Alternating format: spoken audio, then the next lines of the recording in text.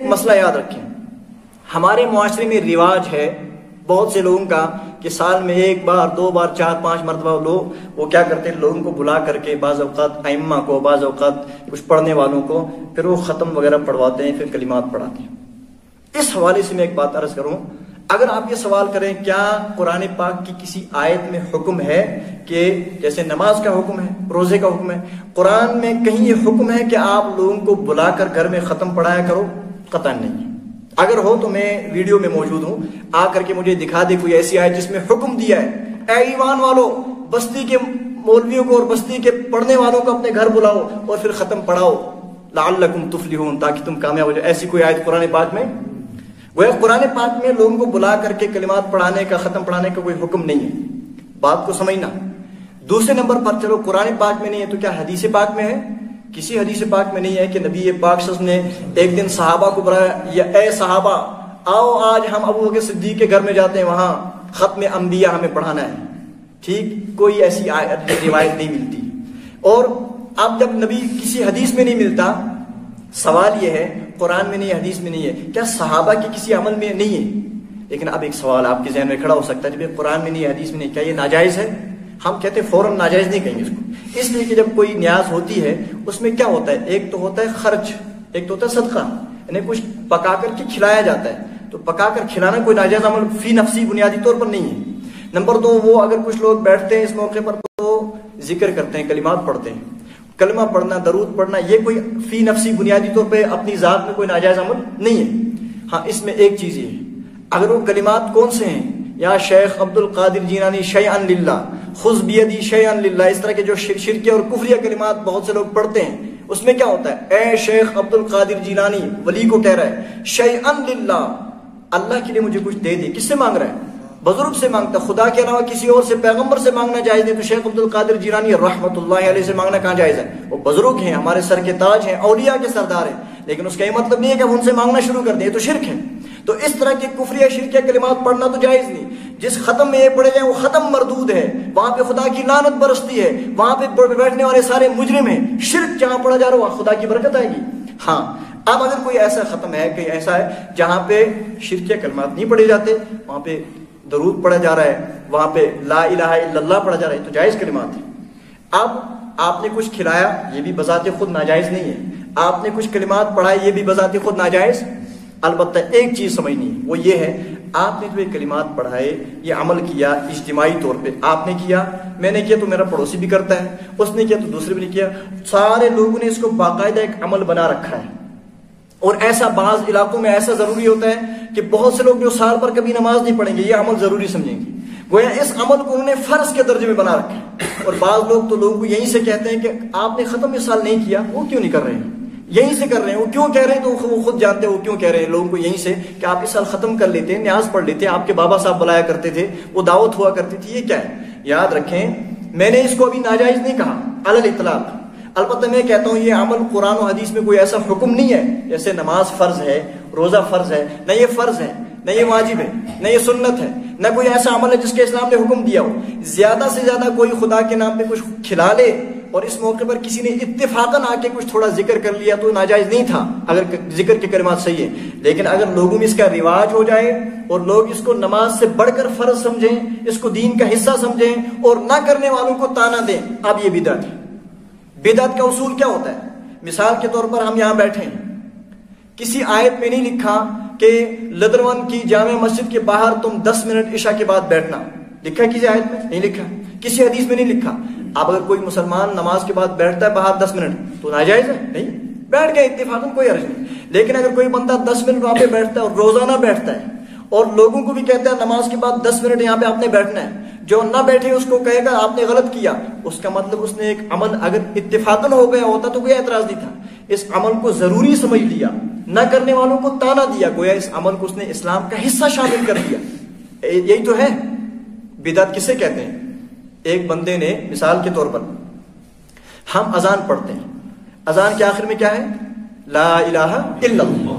ایک بندے نے غلطی سے کبھی اذان میں پورا کلمہ پڑھ لیا، لا الہ الا اللہ محمد الرسول، ہم کہتے ہیں اذان ہو گئی، غلطی سے ہو گئی، ٹھیک۔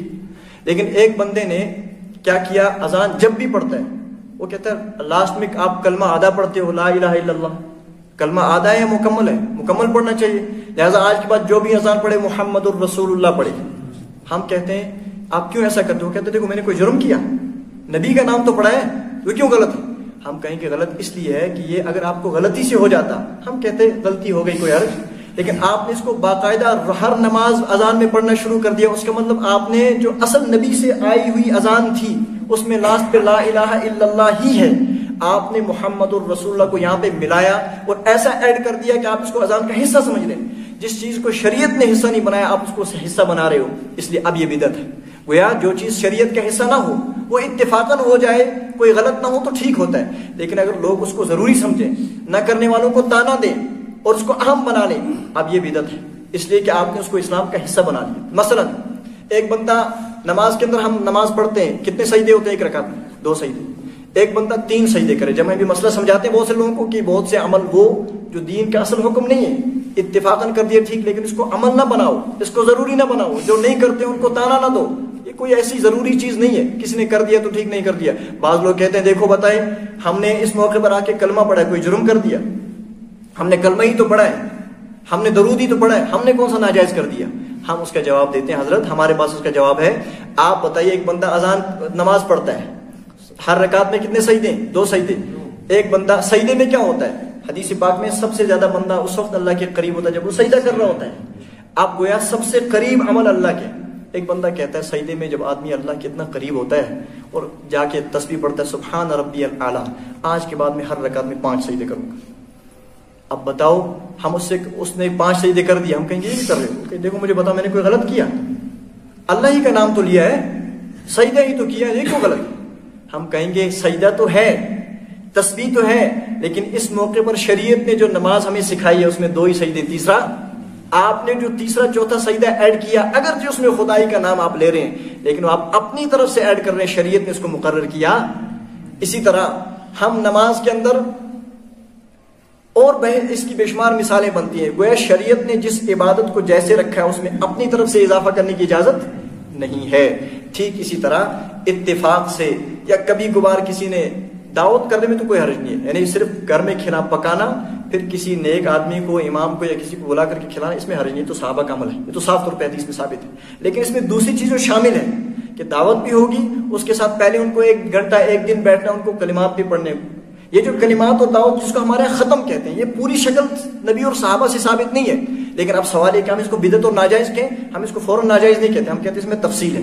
اگر یہ اتفاقاً ہو جائے، کبھی ہو جائے اور کرنے والے اس کو ضروری نہ سمجھیں، جو نہ کرتے ہیں ان کو کوئی برا نہیں کہتا، اس کو کوئی دین کا حصہ نہیں سمجھتا، یوں ہی کر لیتا ہے کبھی خیر کے لیے، ہم کہتے ہیں کوئی حرج نہیں اگر کلمات اس میں درست ہیں.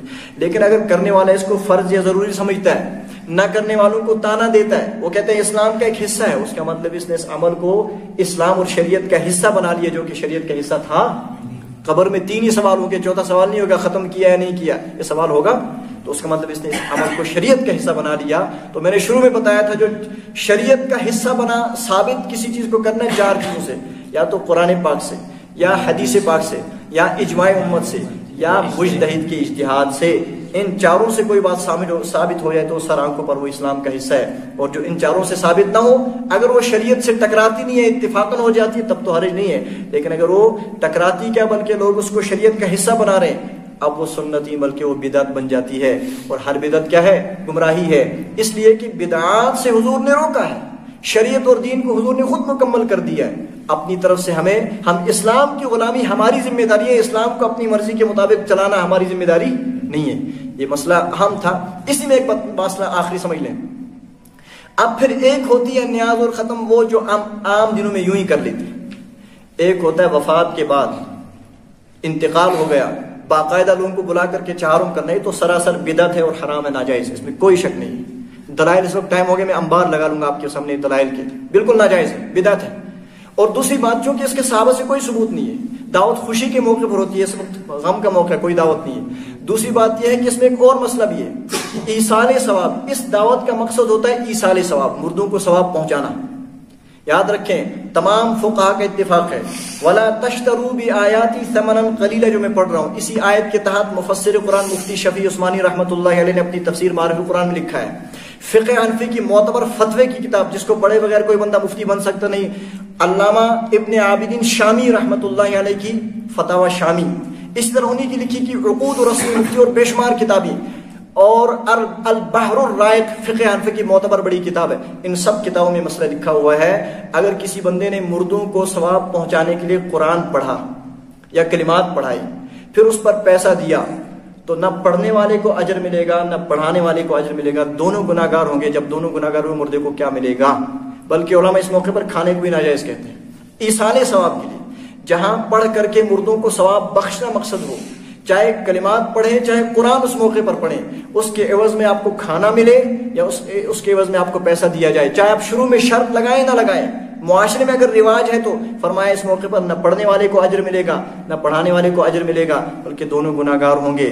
یہ مسئلہ لکھا ہوا ہے سب سے پہلے مفتی شفیع عثمانی رحمۃ اللہ علیہ نے معارف القرآن تفسیر کے اندر، انشاءاللہ وہ بھی دکھاؤں گا۔ Don't forget to like, comment, share and subscribe to.